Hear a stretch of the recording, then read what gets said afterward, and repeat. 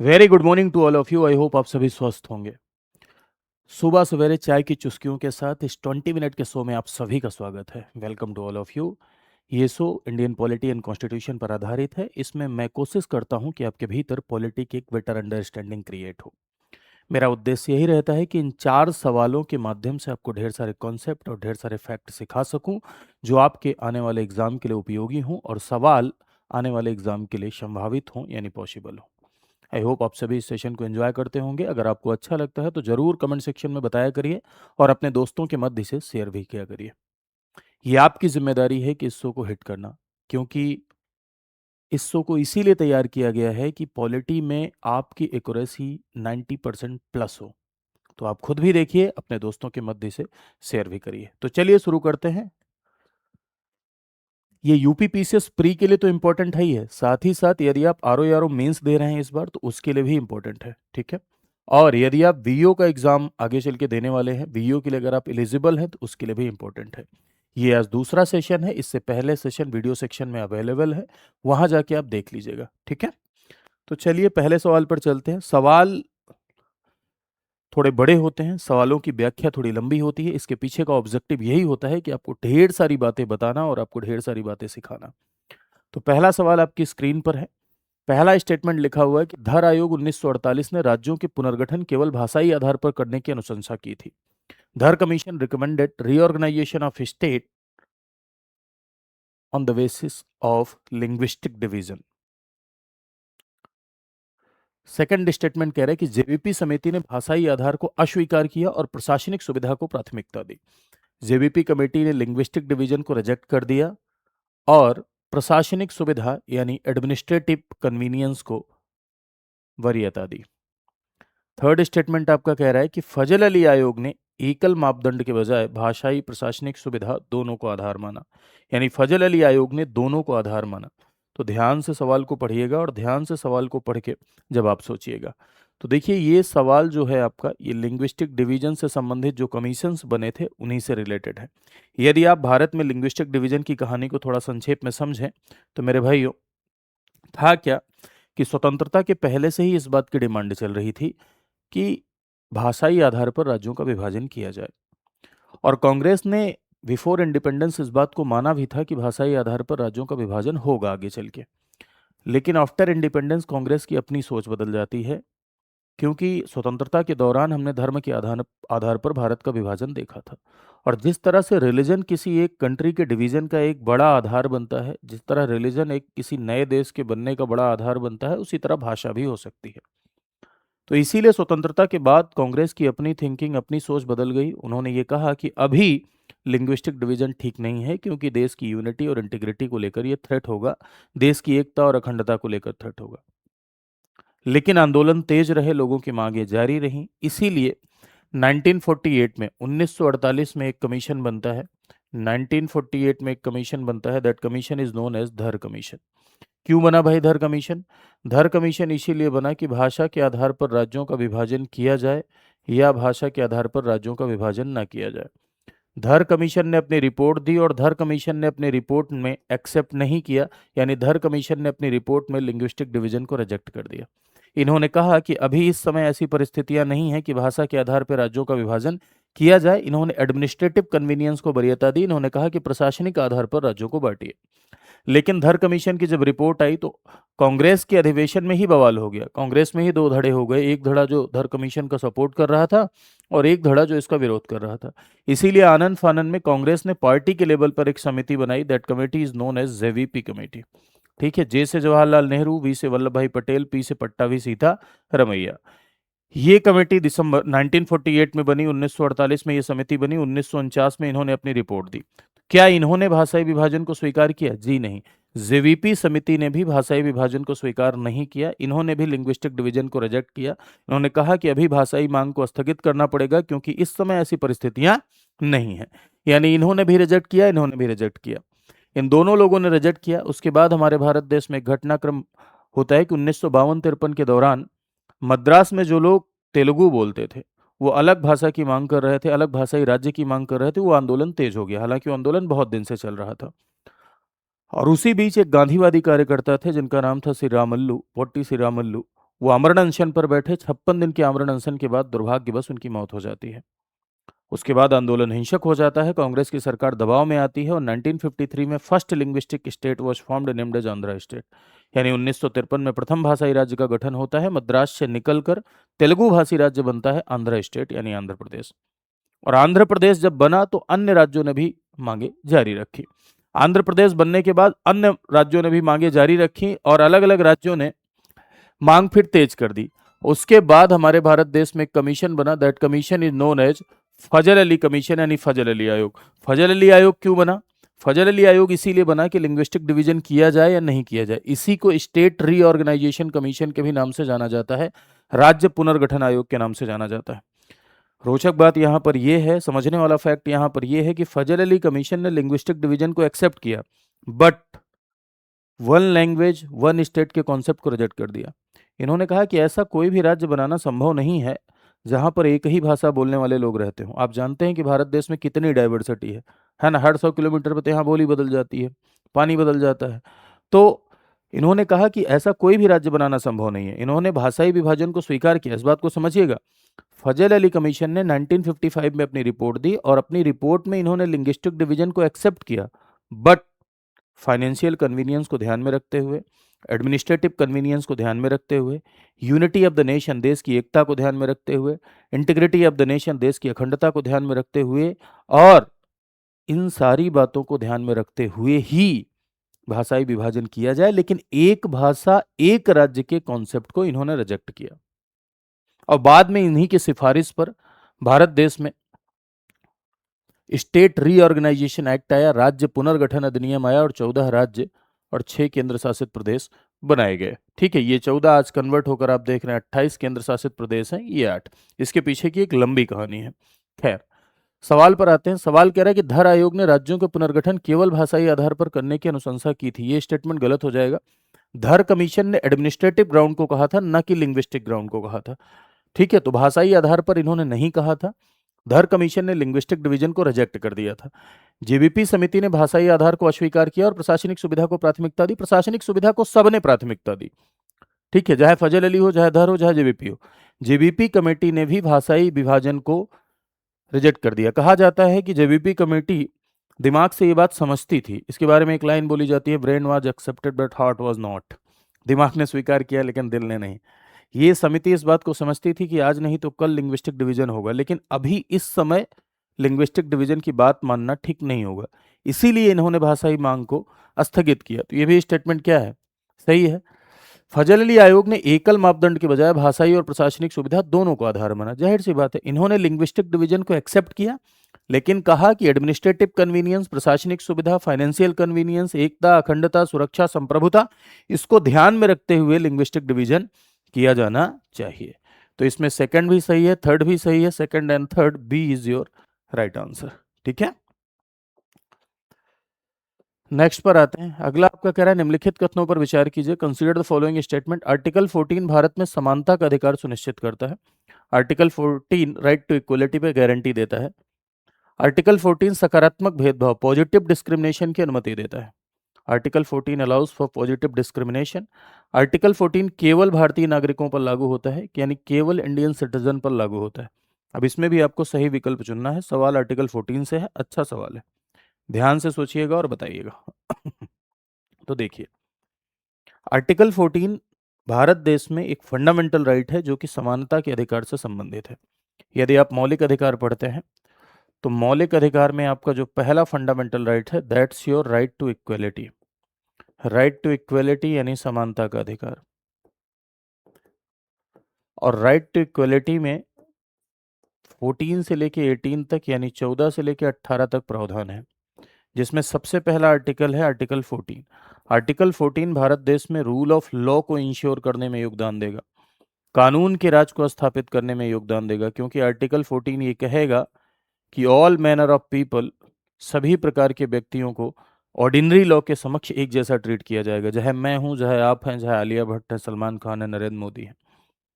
Article 14 है क्या actually, तो मैं आपको समझाता हूं आर्टिकल 14, लेकिन उससे पहले एक बात मेरी समझिए, फिर आर्टिकल 14 आप आसानी से समझ जाएंगे। अगर किसी भी जगह समानता लानी है किसी भी समाज में यदि समानता लानी है, इक्वलिटी लानी है, तो दो तरीका होता है। पहला तरीका ये होता है कि सबको आप इक्वल कर दीजिए, यानी सबको बराबर मान लीजिए। सबको बराबर यदि आप मान लेते हैं, यानी सबको इक्वल मान लेते हैं, तब किसी जगह आप समानता ले आ सकते हैं। पहला तरीका ये है। लेकिन मेरे भाई, कुछ मामलों में सबको बराबर मान के समानता लाई जा सकती है। जैसे भारत देश में आप देखेंगे क्रिमिनल मैटर्स, क्रिमिनल मैटर्स में चाहे कोई गरीब हो, अमीर हो, अधिकारी हो, कोई भी हो, सबके लिए एक जैसा ट्रीटमेंट है ना। कोई चुट्टाई करेगा, चोरी अगर करेगा, तो सबके लिए एक जैसा ही ट्रीटमेंट है ना। अलग अलग नहीं है कि फलाने इस जाति के हैं तो अलग होगा। हाँ, स्पेशल लॉज बने हों अलग बात है, लेकिन क्रिमिनल मामलों में सेम ट्रीटमेंट है। तो कुछ मामलों में सबको बराबर मान के समानता लाई जा सकती है, लेकिन हर मामले में नहीं लाई जा सकती, क्योंकि सबकी सिचुएशन अलग अलग है, सबकी परिस्थितियां डिफरेंट है। कोई महिला है, पुरुष है, शोषित है, वंचित है, दबा है, कुचला है। तो ऐसे में सबके लिए एक जैसा कानून, कोई ज्यादा कमाता है तो उससे ज्यादा टैक्स लेंगे ना भाई, कोई कम कमाता है तो उससे टैक्स नहीं लेंगे। तो अलग अलग व्यवहार है ना ये। तो इसीलिए कहा जाता है जैसी परिस्थिति वैसा व्यवहार। दूसरा कॉन्सेप्ट ये है, एक तो सबको बराबर मान के समानता स्थापित की जा सकती है, लेकिन उससे वास्तविक रूप से समानता नहीं स्थापित हो सकती। तो दूसरा कॉन्सेप्ट कहता है जैसी परिस्थिति वैसा व्यवहार, यानी जैसे जिसकी सिचुएशन हो वैसे उसके साथ ट्रीटमेंट हो, जैसी सिचुएशन वैसी ट्रीटमेंट। तो इन दोनों सिद्धांतों को भारत देश में समानता स्थापित करने के लिए अपनाया गया। आर्टिकल 14 में पहला सिद्धांत अगर आप देखेंगे, तो आर्टिकल 14 कह रहा है कि राज्य किसी व्यक्ति को equality before law, equality before law यानी विधि के समक्ष समता से वंचित नहीं करेगा। विधि के समक्ष समता का अर्थ है कि ऑल मैनर ऑफ पीपल, सभी प्रकार के व्यक्ति लॉ के समक्ष, ऑर्डिनरी लॉ के समक्ष एक जैसे ट्रीट किए जाएंगे। किसी को कोई प्रिविलेज नहीं होगा, किसी को कोई विशेषाधिकार नहीं होगा, चाहे वो अधिकारी हो, चाहे वो अमीर हो, चाहे वो गरीब हो, चाहे वो किसी जाति का हो, किसी धर्म का हो, किसी को कोई प्रिविलेज नहीं होगा। ठीक है। तो इक्वलिटी बिफोर लॉ का जो कॉन्सेप्ट है वो सबको बराबर मानने की अवधारणा है। लेकिन इससे हम समानता स्थापित नहीं कर सकते हैं, इससे हम पूरी तरीके से इक्वलिटी क्रिएट नहीं कर सकते हैं, यानी समानता स्थापित नहीं कर सकते हैं। इसीलिए जो दूसरा कॉन्सेप्ट है आपका, वो है equal protection of law. Equal protection of law यानी विधियों के समक्ष समान संरक्षण। क्या भाई? Equal protection of law, that means कि विधियों के समक्ष समान संरक्षण। इसका क्या अर्थ है भैया?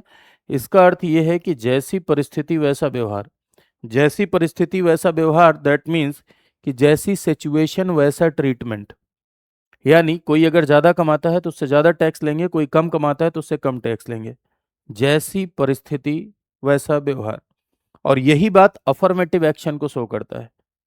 अगर ये न होता तो आरक्षण न होता, क्योंकि ये बात आरक्षण को जस्टिफाई कर रही है। आरक्षण क्यों दिया जाता है? कि ऐसा वर्ग जो शोषित है, वंचित है, पिछड़ा है, उसे मुख्य धारा में लाने के लिए। तो उनकी परिस्थितियां अलग है, महिलाओं की परिस्थिति अलग है, इसलिए उन्हें आरक्षण। एससी एसटी की परिस्थिति अलग है, इसलिए उन्हें आरक्षण। यही बात कह रहा है आर्टिकल 14 का दूसरा कॉन्सेप्ट, कि इक्वल प्रोटेक्शन ऑफ लॉ, जैसी परिस्थिति वैसा व्यवहार। तो ये सबको जो बराबर मानने की अवधारणा है, सबको इक्वल मानने की अवधारणा, ये इक्वलिटी बिफोर लॉ है। और जैसी परिस्थिति वैसा व्यवहार, जैसी सिचुएशन वैसा ट्रीटमेंट, ये इक्वल प्रोटेक्शन ऑफ लॉ है। और आर्टिकल 14 में आप देखेंगे कि इन दोनों अवधारणाओं को शामिल किया गया है। और कहा गया है आर्टिकल 14 में, एक लाइन लिखी गई है कि राज्य किसी व्यक्ति को, अब व्यक्ति मतलब पर्सन, पर्सन मतलब देसी विदेशी दोनों, राज्य किसी व्यक्ति को इक्वलिटी बिफोर लॉ और इक्वल प्रोटेक्शन ऑफ लॉ से वंचित नहीं करेगा। क्लियर बात? तो आइए सवाल पर आ जाते हैं। सवाल देखिए क्या कह रहा है कि अनुच्छेद 14 समानता का अधिकार, इक्वलिटी बिफोर लॉ इंश्योर करता है। ठीक, sorry, right to equality ensure करता है, सही है। पॉजिटिव डिस्क्रिमिनेशन की अनुमति देता है। पॉजिटिव डिस्क्रिमिनेशन यानी सकारात्मक भेदभाव, ऐसा भेदभाव जो समानता के लिए किया जाए उसे सकारात्मक भेदभाव कहते हैं, लाइक रिजर्वेशन। तो आर्टिकल 14 इसकी अनुमति देता है। हाँ, इक्वल प्रोटेक्शन ऑफ लॉ का कॉन्सेप्ट इसकी अनुमति देता है। केवल भारतीय नागरिकों पर नहीं भैया, ये केवल लगा है, देखो, केवल जहां लगा रहे वहां ध्यान से पढ़ना होता है। मैंने बताया ना, एक कजरौटा कॉन्सेप्ट मेरा वाला, कि पॉलिटी के सवालों में कहीं ओनली लिखा हो, कहीं कॉन्स्टिट्यूशन लिखा हो, कहीं सिटीजन लिखा हो, कहीं पीपल लिखा हो, कहीं ऑलवेज लिखा हो। तो ऐसी जगहों पर आंखें बड़ी बड़ी करके देखनी है, यानी ध्यान से पढ़ना है। तो देखो यहाँ ओनली लिखा है, इसको ध्यान से पढ़ना है। ध्यान से पढ़ोगे तो ये गलत हो जाएगा। तो आंसर क्या हो जाएगा? First and second is your right answer. ठीक है, चलो नेक्स्ट पर आते हैं। अगला सवाल कह रहा है, कंसीडर द फॉलोइंग स्टेटमेंट। अमेरिकी संविधान संघीय स्वरूप का शुद्ध उदाहरण है। The American constitution is pure example of the federalism. भारत का संविधान कॉसी फेडरल कहलाता है। Constitution of India described as a quasi federal. अब आप समझिए जरा इस सवाल का कॉन्सेप्ट क्या है। देखिए, अगर आपके सामने कहीं भी फेडरल वर्ड आए तो आप सीधा सा इस बात को समझा करिए, division of power, more than one government. एक से अधिक स्तर की सरकारें जहां दिखाई पड़ेंगी, शक्तियों का बंटवारा जहां दिखाई पड़ेगा, वो फेडरलिज्म है, फेडरल है, फेडरेशन है, संघ है, संघात्मक है, संघीय है। अमेरिका ने सबसे पहले इस स्वरूप को स्थापित किया। अमेरिका में अलग अलग राज्य समझौता करके आए, एग्रीमेंट करके आए और एक यूनियन बनाई, यूनाइटेड स्टेट ऑफ अमेरिका। शुरुआत में 13 राज्य, आज वहां 50 राज्य हैं। तो अलग अलग राज्य जब समझौता करके आए तो केंद्र और राज्य में शक्तियां बटी। सेंट्रल में एक गवर्नमेंट हुई, केंद्र में एक सरकार हुई, संघ सरकार, राज्य सरकार। इसे फेडरेशन कहा गया। अब अमेरिका ने अपनी पॉलिटिकल सिचुएशन के अकॉर्डिंग चीजें ढाली। जैसे अमेरिकन फेडरेशन में राज्य को थोड़ी शक्तियां ज्यादा हैं, तो अमेरिकन फेडरेशन अमेरिकन सिचुएशन के अकॉर्डिंग था। अमेरिका में राज्यों के अपने संविधान हैं,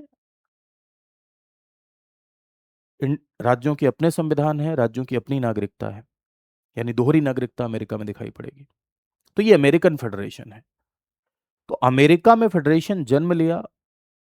अमेरिका को प्योर क्लासिक फेडरेशन कहा जाता है। फेडरेशन क्यों आता है?